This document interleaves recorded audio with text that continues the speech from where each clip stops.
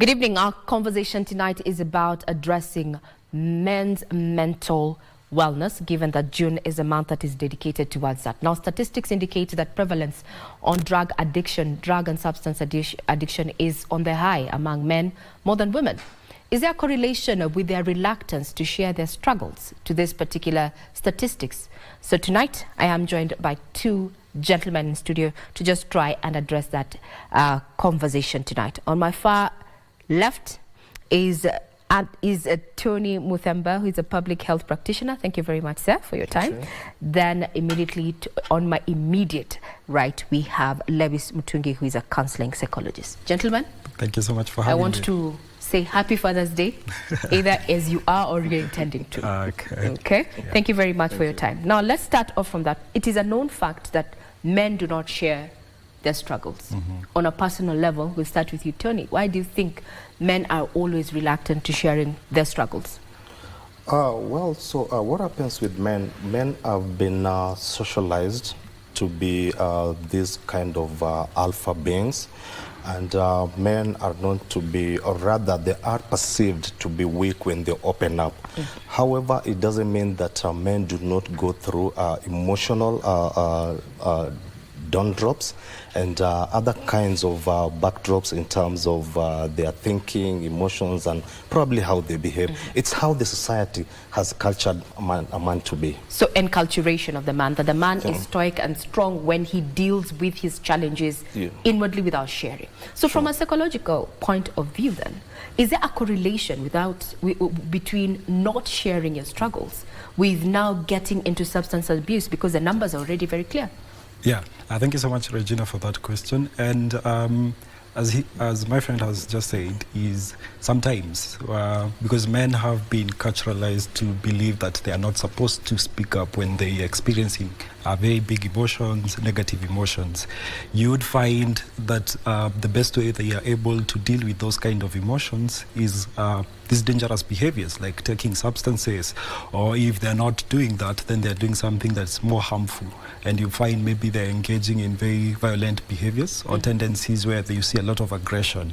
The correlation between mental health and addiction is something you'd say codependent, because if someone is not able to adjust to the challenges that they're experiencing, if they're not able to look at themselves and be able to handle the challenges they're experiencing, it's only expected that they are going to be using something that can calm them down, and that's substances. Yes. Is it a question of their lack in safety for men to actually open up? Tony? Yeah, actually what happens is that it's lack of safety. There's one thing that normally brings men together, and far away from the perception that men will be brought together by activities like going out for nyama choma, soccer, and what have you. Every man in within, there's something that brings them together, the non-verbal communication.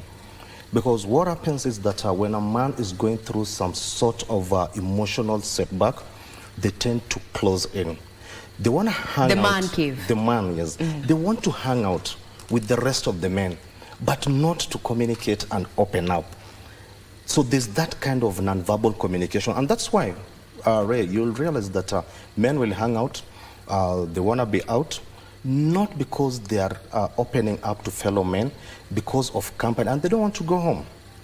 I mean, somebody doesn't want to go home. They just want to go home at a particular time when they feel safe, okay, that they can just go home and have a sleep. So basically, it's about men will not open up because of that sense of insecurity. Insecurity. Yes. So our homes are not safe spaces, so to speak, for men to actually iron out their challenges. So what do we do as a psychologist, as mothers, as sisters, as wives, as girlfriends and partners? How do we create a safe environment for the men in our lives to actually open up? Regina, when you look at the context of Africa, men, as we grow up, we are taught to man up. or take responsibility, become courageous, become responsible. And so at the point where you show emotion or you show that you're vulnerable, that makes you look like you're not man enough, or maybe you're a weak man who cannot be able to handle their situations.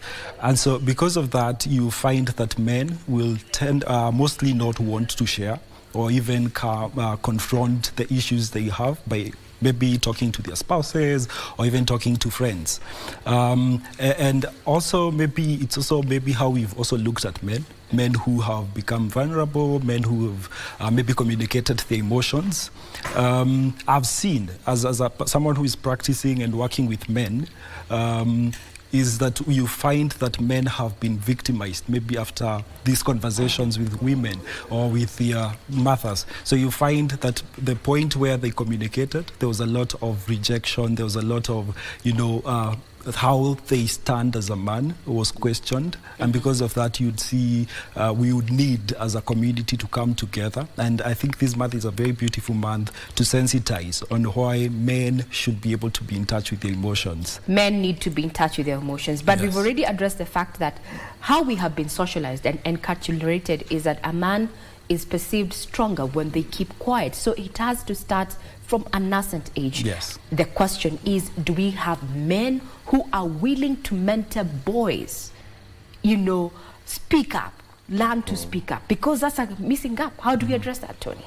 Yeah, sure. So what happens is that, and the whole aspect of being a father is one, being a protector, being a provider, being a mentor, and a role model. So we're looking at a new dawn of parenting, and men have to be in touch, not just their sons, but the general. Try to mentor your children and show them, indeed, it is healthy to open up. Whatever you're going through, it is healthy to open up and to seek for help. Otherwise, we don't want to raise children in a manner that, you're a man. You should not cry, you should not do those things. No. Let us communicate to the children and show them it is okay to seek for help and to open up. Psychologically looking at it and the society we find ourselves in, let me be the is there room for men who are in touch with their emotions in our current society? Because that's another issue. They'll be termed as feminized men. So we run the risk of also affecting their morale. So how do we build capacity with the place we find ourselves? I think the first thing is looking at ourselves and looking at what we are losing by not acknowledging men as people who are emotional. Men have been trained not to care about emotions, but look at life from a place of success, responsibility, and all those things. And so first is also look at everyone coming to a place where they can understand that men are emotional beings. And if they are not able to regulate and even be able to handle emotions, they become more aggressive, they become more these people that you don't want them to become. And so there is a big responsibility on society, on women and also children, and even the fathers who are there, that they are raising kids who are emotionally aware of the kind of emotion they're experiencing, how to express those. And when you find these kind of challenges, where do you go to? Good question. Now, before we get to how do we get help, there's something that you've mentioned, men who are there, fathers who are there. Statistics indicate that single-led parent homes are on the increase, with more single mothers very much apparent. So we are having missing men in the family setup. With that kind of situation, how then do we help those boys who find themselves being brought up by their mothers? Not that they're not doing a good job, but it is a challenge. It is a job of a man to grow a man or mentor a man. How do we tap in, Tony? One of the basic things that we need to ask ourselves, why are these men absent? Why are these men not being there to raise the children? One, it's because of probably these men are pushed away, and parenting or being a man is not just about provision. It's about being present, being a mentor, and also to command some sense of self-esteem to the children. So the men will probably at some point be pushed out or be pushed away. And what are the parameters, or what is the sense of a man? A man is not just measured by parameters of provision or standing up in the manly activities. No, it's by being present, the mentoring, and instilling some morals into the children.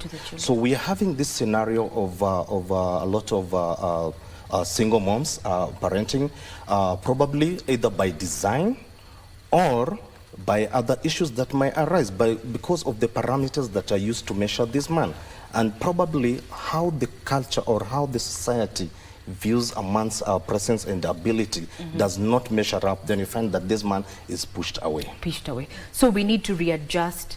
If a man is willing to be there in their children's life, then we need to address that. Whether their relationship has fallen apart, it has nothing to do with the children. And looking at Cap 39 of the Children's Act, it does acknowledge that the child should benefit from both parents in that particular setup. Now let's come back to you, Lewis, as a counselor. How then do we seek help? And at what point do we recognize that we are addicted? You know, we refer ourselves as social drinkers, but when does social stop being social and it becomes an addiction? There's a very thin line in that. How do we identify that? Men cope in a few ways, and it's the very unhealthy, maladaptive behaviors. And so either a man withdraws, a man isolates, or a man withdraws, isolates, or just escapes.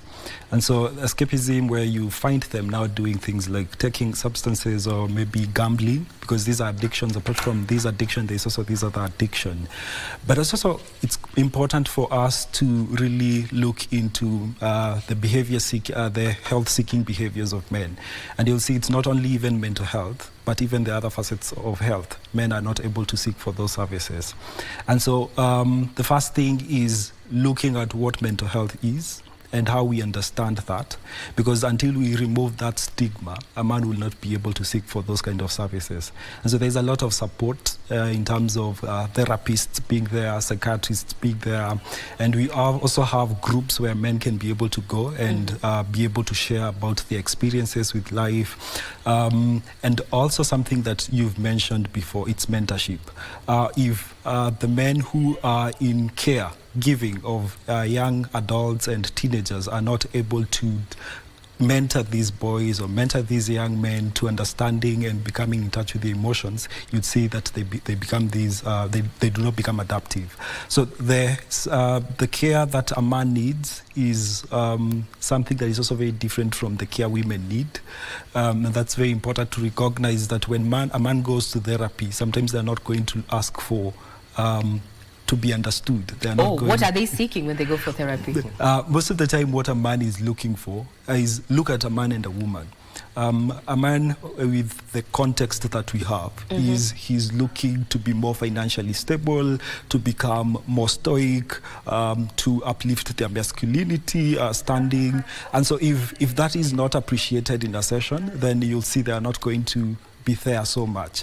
So another thing is therapy, and therapists need to be trained to be gender specific also in the kind of care they offer to now patients. Lewis, we'll give you a moment to wind up on that conversation. Now, as you were saying, when a man seeks counseling and a woman seeks counseling, they're not seeking the same thing.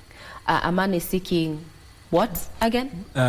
Man is looking to understand how to handle maybe their finances, how to handle the stress. As a therapist who've been working with men, I work with a facility, Maranatha, which is a home facility for men. Some of the things that you'll find in the session is that when you ask someone, why are you here? They will not say what they're feeling. The first thing they're going to tell you is, there's nothing. Someone just told me to come for this session. Okay, so they do not know exactly what took them there. Yes. We will come back back and close on our conversation, and you can also be part of it. Now, just to close this conversation on Father's Day, the two gentlemen in studio, that is Lewis Mutugi, who is a counseling psychologist, as well as Anthony Muthemba, who is a public health practitioner. As we come to a close, we are addressing men who are finding solace in alcohol and substance abuse, who are struggling with, struggles that they are not willing to share. Parting shot to them. Let's start off with Lewis, then we finish off with Tony. There's another way, and there are other things that people can do and not use a substance to cope. When you look at alcohol, it's a pain reliever, and it takes away pain and doesn't heal anything. So a call to every man is that when you find yourself struggling, when you find yourself having, maybe you're feeling sad, you're anxious, or you're having issues with sleep, you're not able to regulate your emotions, and you're not able to do the things that you were excited to do before, it's a call for you to seek for help, and help is available. The first thing is understanding that therapy is a journey that you take with your counselor, with your therapist, and it's a journey that is going to be very confidential. It's not a place where your masculinity will be judged, or you'll be put to a place where you wonder if you're safe. Mm-hmm. So you will be safe, and it's okay not to be okay, and help is always there. If you ask for help, you'll get help. If you ask for help, you'll get help, and it's a safe space. It's a safe space. For therapy. It's good for men. Anthony, closing remarks? Yeah, what I'd like to tell fellow men is that the men who are fathers, grandfathers, step-up dads, and the father figures in their families or in whatever relationship that they are in, being a man is a privilege, but it's also difficult being a man. And being a man, you have to stand up on your toes. It's all about confidence. It's all about control. It's all about commitment. And it's all about taking up the challenge. You take up the challenge, and whatever comes your way, face it. And in case you find yourself in a certain situation that might lead to some sort of addiction, seek for help. Addiction will creep in easily, but it has devastating effects to your mental health. So stand up, men. Stand up, men. And on that note, it does not make you less of a man. If you speak up in a safe space, you're definitely going to get a solution to that problem. That puts a cap on our conversation tonight as we mark Father's Day. We head over to Matter Sports with Bernard Okumu. Thank you very much, gentlemen. Yep.